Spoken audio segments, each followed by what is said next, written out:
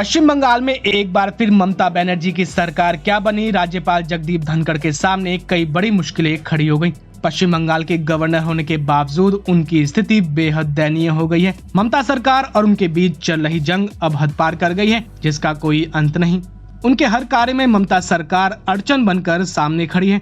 2 मई को पश्चिम बंगाल विधानसभा चुनावों के परिणाम आने के बाद से ही राज्य में हो रहे हिंसा पर प्रशासन का उनके फैसलों को तवज्जो न देना उनकी असहजता बन गई। अब तो राज्य में उनके दौरों को भी करने से रोका जा रहा है।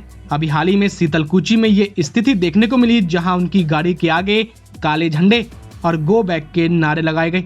दरअसल राज्यपाल जगदीप धनखड़ चुनाव के बाद हुई हिंसा से प्रभावित लोगों से मिलने गए थे। जब उनका काफिला मधभंगा से सीतलकुची जा रहा था, तब कुछ लोगों ने गोलोकगंज में उनकी गाड़ी के सामने काले झंडे दिखाए। हालांकि पुलिस ने सड़क के दोनों ओर मानव श्रृंखला बना रखी थी ताकि कोई प्रदर्शनकारी सड़क पर नहीं आ सके। आपको बता दें कि इस घटना के बाद राज्यपाल जगदीप धनखड़ काफी निराश दिखे। ममता सरकार पर निशाना साधते हुए उन्होंने हिंसा से प्रभावित लोगों की दास्तां को बताया। उन्होंने कहा कि राज्य में हिंसा के बाद लोगों ने अपने घर छोड़ दिए हैं और जंगलों में रह रहे हैं। महिलाएं मुझे बताती हैं कि वो गुंडे एक बार फिर वहां आएंगे।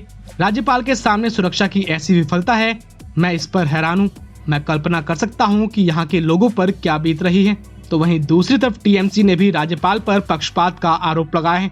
टीएमसी प्रवक्ता कुणाल घोष ने राज्यपाल पर पक्षपात का आरोप लगाते हुए कहा कि वो चुनिंदा तरीके से कुछ भाजपा कार्यकर्ताओं के घर गए। कुणाल घोष ने दावा किया कि राज्यपाल जगदीप धनखड़ भाजपा की ओर से काम कर रहे हैं।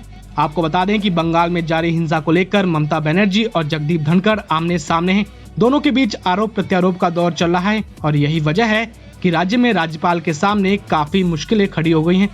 हालांकि राज्यपाल राज्य में सर्वोच्च संवैधानिक पद पर होता है, ऐसे में उनके फैसले और कार्यों को तवज्जो न देना बहुत गलत है। अब ऐसे में पश्चिम बंगाल की बेहद खराब होती जा रही स्थिति को सामान्य करना बेहद जरूरी है, वरना आने वाले दिनों में इसको संभालना बेहद मुश्किल हो जाएगा। फिलहाल के लिए इतना ही। देश दुनिया की बाकी खबरों को जानने के लिए आप देखते रहिए VFN न्यूज।